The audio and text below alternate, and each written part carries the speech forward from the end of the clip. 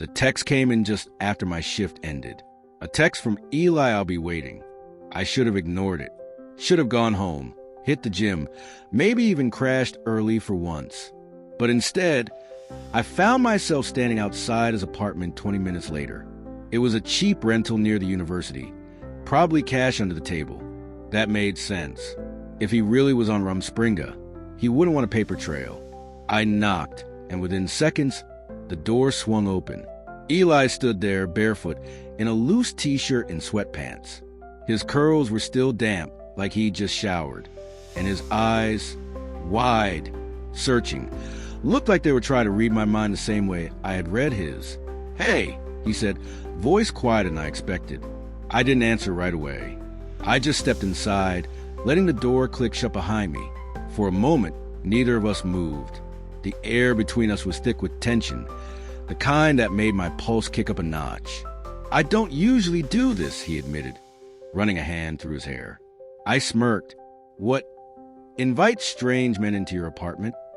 A nervous laugh, something like that. I could hear his thoughts. "Don't mess this up. Don't act like an idiot. You're overthinking," I murmured, stepping closer. His breath hitched, and I saw the realization flicker across his face. He knew I could read him. Maybe he had known all along.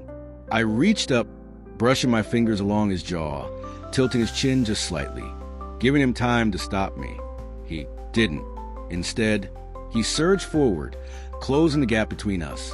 The kiss was hesitant at first, unsure. But the second I slid a hand to the back of his neck and pulled him in deeper, he melted into me. And that's when I felt it.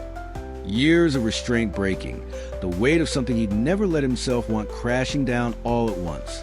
I backed him toward the couch, guiding him down without breaking the kiss. His hands gripped my shirt, his breath ragged as I pressed against him. "You okay?" I murmured against his lips. He nodded, but I could hear the nerves in his thoughts. I brushed my thumb over his cheek. "Tell me what you want, Eli." His chest rose and fell rapidly, his fingers tightening on me. And when he finally spoke, his voice was barely above a whisper. "I want to stop being afraid." That was all I needed to hear. I kissed him again, deeper this time, slower, letting him feel every second of it, letting him know that here with me, there was nothing to be afraid of. And when he pulled me even closer, I knew neither of us would be getting much sleep tonight. I don't know how I got here. One second, I was trying to breathe through the panic of being in an ambulance, convincing myself that Ryan was just another paramedic, that he wasn't paying any real attention to me. The next, I was under him on my couch, heart hammering, lips swollen, body aching for something I couldn't put into words. I had never done this before. Sure, I'd thought about it, dreamed about it, but thinking was safe. Doing was something else entirely. Ryan must have sensed it. He slowed down, his hands skimming my sides, his lips moving from my mouth to my jaw, then lower. "You're shaking," he murmured. I was, but not from fear. I swallowed hard. I don't. He pulled back slightly, just enough to look me in the eyes. "Tell me what you need." I wasn't sure how to say it. I needed him. Needed to know what it felt like to be touched by someone who actually saw me. Instead of answering, I slid my hands under his shirt, dragging my fingers over his skin. Ryan sucked in a breath, his muscles tensing under my touch. "Eli." I could hear the warning in his tone. He was giving me an out. A chance to stop before we went too far. I didn't want to stop. I lifted his shirt higher, my hands exploring, memorizing. And then I whispered the only thing I knew for sure. "Show me." Ryan's eyes darkened. He didn't ask me if I was sure. He didn't hesitate. He just kissed me, slow, deep, consuming. And for the first time in my life, I stopped thinking. I just let myself feel. Eli wasn't hesitant anymore. The way he pulled me against him, the way his fingers gripped my back like he was afraid I'd disappear. I knew this wasn't just about sex. This was something he had wanted for a long time. Something he had never let himself take. And fuck if that didn't make me want him more. I kissed him slow, deep, tilting his head back against the couch. He made this soft, breathy sound against my lips, and I swear it sent heat straight to my core. His fingers fumbled at my shirt, pushing it up, tracing over my stomach like he was committing every inch to memory. "I don't know what I'm doing," he admitted, voice barely above a whisper. I smirked. "You're doing just fine." His breath hitched as I slid a hand beneath his shirt, fingers grazing over warm skin, feeling the shiver roll through him. Ryan. God, the way he said my name. I pressed my lips to his neck, tracing along his jawline, down to the hollow of his throat. He arched into me, fingers tightening against my skin. I could feel his thoughts. Don't stop, don't stop, don't stop. So I didn't. I took my time, let him adjust to every new touch, every press of my body against his. The way he responded was addictive. The way his breath stuttered, the way his body moved against me. The soft, bitten off moans when I teased him just right. His thoughts were all over the place. Lust, nerves, wonder, and beneath it all, the quiet, unspoken realization. So this is what it feels like. I pulled back just enough to meet his eyes. You good? He nodded, swallowing hard. Yeah, more than good. I traced my thumb along his jaw, feeling the slight tremor in his breath. You trust me? I asked. He exhaled shakily, eyes dark with something deeper than just need. I want to. That was enough for me. I leaned in again, pressing my lips to his, slow and deep, letting him feel exactly how much I wanted him. And when he kissed me back just as desperately, I knew this night wasn't ending any time soon. I had never felt anything like this. Ryan was everywhere. His hands, his mouth, the heat of his body pressing me down into the couch. Every time I thought I'd caught my breath, he stole it again with another touch, another slow, devastating kiss. I had spent years pretending I didn't want this, trying to convince myself that the thoughts in my head were just that, thoughts, that I could live my life without ever acting on them. But now, with Ryan above me looking at me like he actually saw me, I didn't want to pretend anymore. I didn't want to be careful. I didn't want to be cautious. I just wanted him. And judging by the way he was touching me, kissing me, wrecking me with nothing but his hands and his mouth, he wanted me too. The first thing I felt when I woke up was wrecked, like I'd been hit by a freight train, or maybe just run over by one very specific part of Ryan. I groaned, shifting under the blankets, feeling muscles I didn't even know I had protest the movement. My entire lower half ached in a way that wasn't bad, exactly, just a sharp reminder of exactly what had happened last night. And holy hell, I hadn't been prepared. I had thought I was. The anticipation, the way he took his time making sure I was more than ready, but nothing could have prepared me for him. 13 inches. I had felt every single one. I turned my head and there he was, stretched out beside me, looking like a goddamn masterpiece. Broad chest rising and falling with steady breaths, the early morning light casting shadows across his sharp jawline. And then, as if he could sense me watching, his eyes flickered open.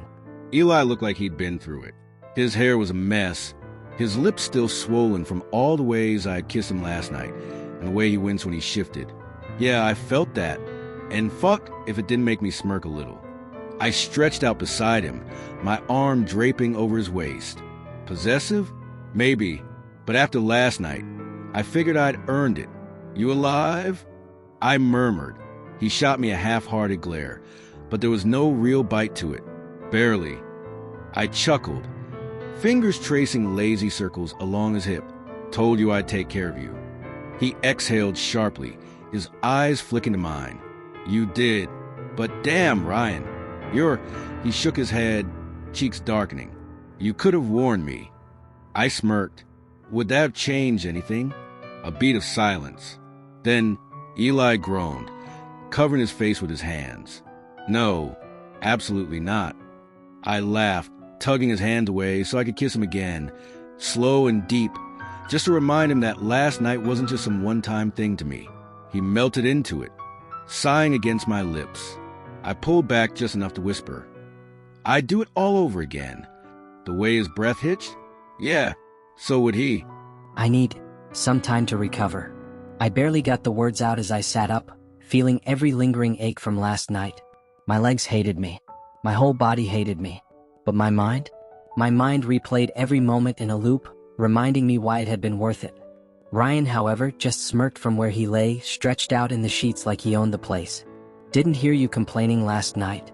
I shot him a look as I reached for my jeans. I was a little distracted. He chuckled, watching me move, too satisfied with himself. Fine. Take your time. But I will be expecting a repeat performance.